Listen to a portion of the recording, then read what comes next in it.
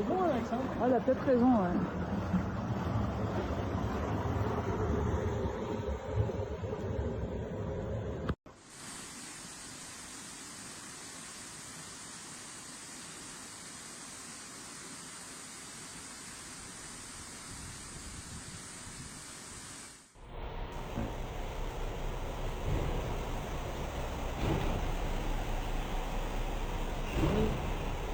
Je veux